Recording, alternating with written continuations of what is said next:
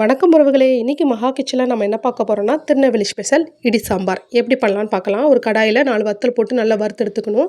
அப்புறம் அதே கடாயில் 1 ஸ்பூன் கொத்தமல்லி, அரை ஸ்பூன் சீரகம், அரை ஸ்பூன் துவரம்பருப்பு, அரை ஸ்பூன் உளுந்தம்பருப்பு, அரை ஸ்பூன் அரிசி, அரை ஸ்பூன் கடலைப்பருப்பு, 5-6 வெந்தயம் போட்டு சிம்மில் வச்சு நல்லா பொன்னிறமாக்கி வறுத்துக்கணுங்க. அது நல்லா வறுபட்டு நல்லா வாசமாக இருக்கும். அப்போம்போது அதை எடுத்து ஆற வச்சு ஒரு மிக்ஸி ஜாரில் போட்டு நல்லா பவுட்ராக்கி வச்சுக்கணும். அப்புறம் கொஞ்சம் போல் ஒரு சின்ன நெல்லிக்காய் அளவுக்கு சைஸில் புளியை நனைய வச்சுருக்கேன். அதை நல்லா கரைச்சி தனியாக எடுத்து வச்சுட்டேன்.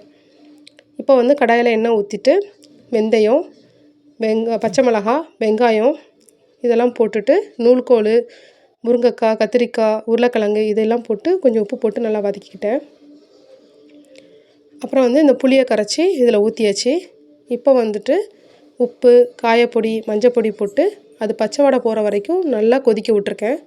சிம்மில் வச்சே நல்லா கொதிக்க விடலாம். இப்போ நல்லா கொதி வந்த பிறகு 4-5 தக்காளி பழம் சின்ன பழமாக இருக்கிறதுனால நறுக்கி போட்டாச்சு. அப்புறம் தேவையான தண்ணி ஊற்றிட்டு நல்லா மிக்ஸ் பண்ணி விட்டு நல்லா கொதி வந்தோடனே நம்ம பவுடர் ஆக்கியிருக்கோம் பார்த்திங்களா, அதையும் இதோட சேர்த்துட்டு நல்லா மிக்ஸ் பண்ணியாச்சு. அப்புறம் இதோட பச்சை வாடை போகிற வரைக்கும் நல்லா சிம்மில் வச்சு கொதிக்க விடணும். அது நல்லா கொதி வந்த பிறகு துவரம்பருப்பை வேக வச்சு அதை மசித்து இதோட சேர்த்துக்கலாம். அப்புறம் நல்லா மிக்ஸ் பண்ணி அதை நல்லா கொதி வந்த பிறகு அப்புறம் ஒரு மிக்ஸி ஜாரில் தேங்காய், சீரகம், பூண்டெல்லாம் மையாக அரைச்சி வச்சுருக்கேன்.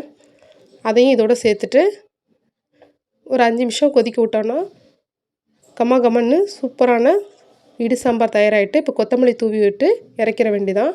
இன்னொரு அடுப்பில் எண்ணெய் ஊற்றி கடுகு, உளுந்தம் பருப்பு, சீரகம், வெந்தயம், கருவேப்பிலை, 2 வத்தலை கிள்ளி போட்டுட்டு தாளித்து கொட்டிட்டோன்னா சூப்பரான சுவையான திருநெல்வேலி ஸ்பெஷல் இடி சாம்பார் தயாராகிட்டு. இது எப்படி இருக்குன்னு ட்ரை பண்ணி பார்த்துட்டு சொல்லுங்கள்.